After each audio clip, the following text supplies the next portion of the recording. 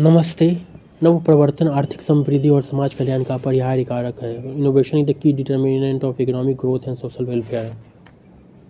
सामान्यतः मानव सभ्यता के विकास को विज्ञान की उन्नति और उसके बढ़ते प्रभाव से जोड़कर देखा जाता है, क्योंकि आदि अवस्था से आज की उन्नत अवस्था तक का सफर विज्ञान और उसके आविष्कारों की ही देन है।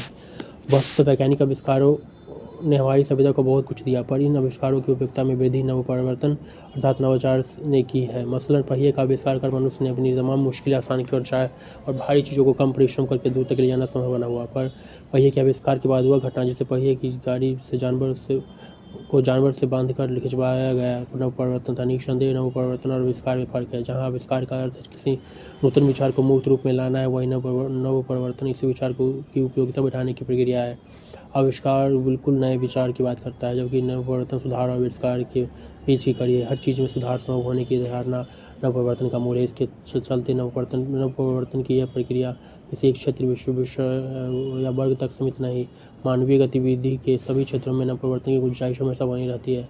विज्ञान, व्यापार, समाज, प्रशासन, पर्यावरण, राजनीति समेत सभी क्षेत्रों में अब तक हुई प्रगति में दरअसल नवप्रवर्तन का विशेष योगदान है। सभ्यता के प्रारंभिक चरणों में धातुओं की खोज एक मील का पत्थर मानी जाती है। दरअसल धातुओं का यह महत्व सिर्फ इसलिए नहीं कि इससे मानव ने मौजूद हथियार बनाए और अपनी सुरक्षा सुनिश्चित, बल्कि इसका एक अन्य महत्वपूर्ण कृषि औजारों के रूप में दृष्टिगत हुआ है, जिसका परिणाम अधिशेष उत्पादन के रूप में सामने आया। यही विशेष उत्पादन की कालांतर में सभ्यताओं के विकास का मूल बना और हड़प्पा, मेसोपोटामिया जैसी सामाजिक और आर्थिक रूप से विकसित संभव सभ्यताएं अस्तित्व में आई। ये धातुओं की खोज और उनसे बने औजारों में नवप्रवर्तन का ही परिणाम था। व्यापार की नई प्रणालियाँ, प्रशासन और समाज के नियम के नए तरीके, शिक्षा एवं स्वास्थ्य के क्षेत्र में हुई गुणात्मक वृद्धि दरअसल समाज की नवाचार की प्रवृत्ति का ही परिणाम थी। वस्तुतः ज्ञान उत्पादन की प्रक्रिया को नवप्रवर्तन और तकनीकी विकास की नींव डाली है, दूसरी किसी भी वस्तु से अलग होती है, क्योंकि ज्ञान वह जन कल्याण है जो समय के साथ बढ़ता जाता है और इसमें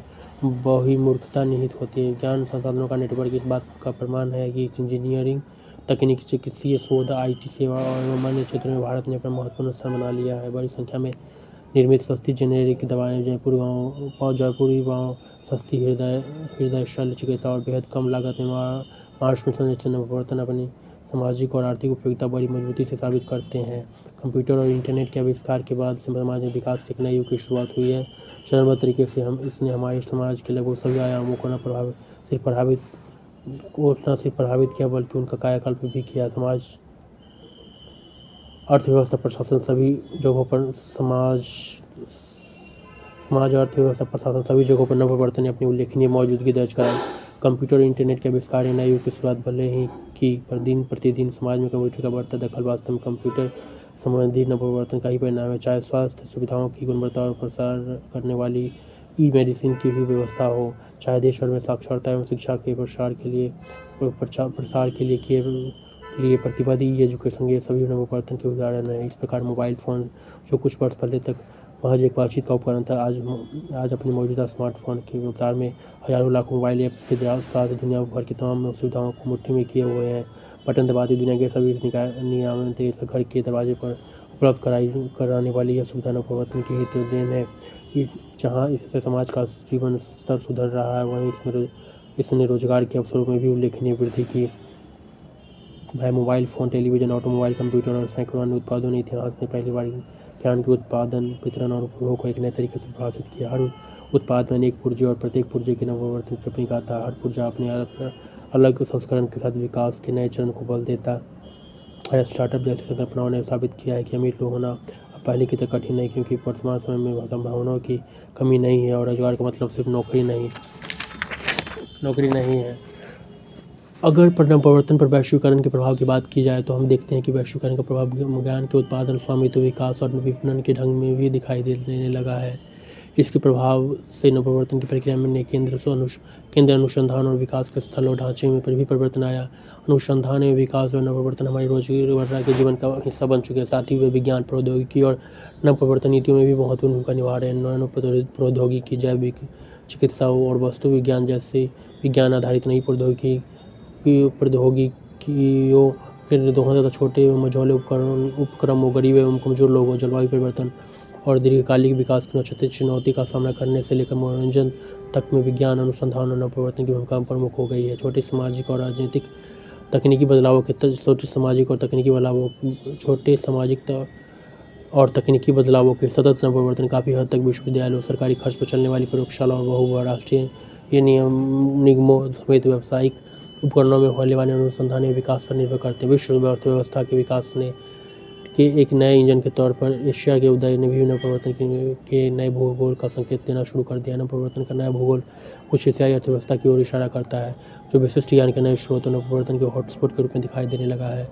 मितव्ययी और ऊर्ध्वगामी नवप्रवर्तन का सिद्धांत अलग अलग रूपों में एक दूसरे से जुड़े हैं और इनकी शुरुआत काफ़ी हद तक भारत, चीन और अन्य एशियाई देशों के अनुभवों से हुई है।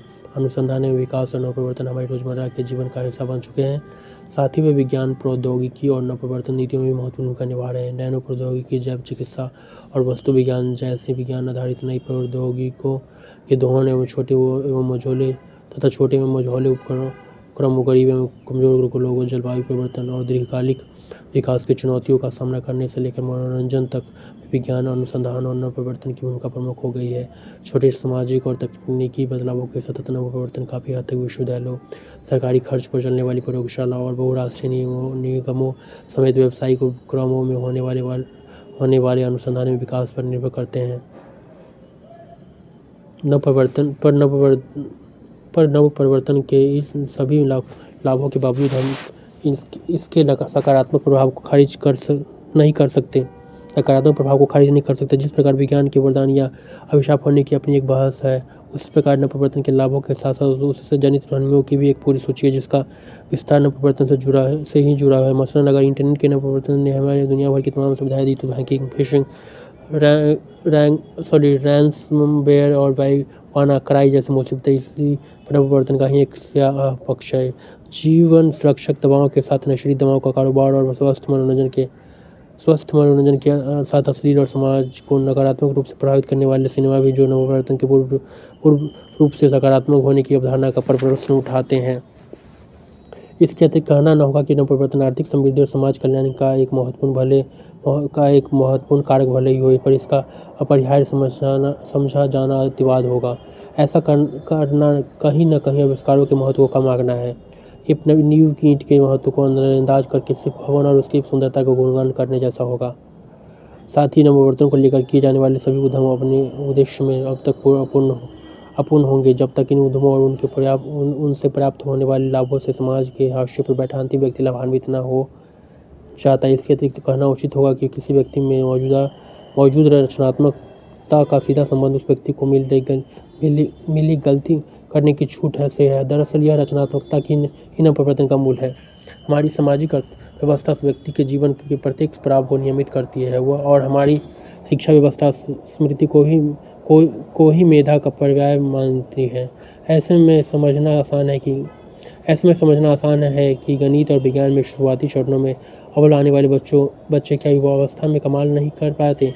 नवप्रवर्तन के प्रति हमारा निराशाजनक रवैया हमें शायद देश से प्रतिभा पलायन की बड़ी वजह है। ऐसे में नवप्रवर्तन का आर्थिक समृद्धि और समाज कल्याण में कितना भी योगदान हो, और इस मुद्दे पर हम कितना भी विमर्श क्यों न कर ले, पर जब तक देश में नवप्रवर्तन की प्रवृत्ति को तकनीकी, प्रशासन, अर्थव्यवस्था, पर्यावरण, जन सुविधाओं के सभी स्तरों पर पर्याप्त बढ़ावा नहीं दिया जाएगा, हम पूरी तरह से लाभान्वित नहीं हो पाएंगे। Thank you.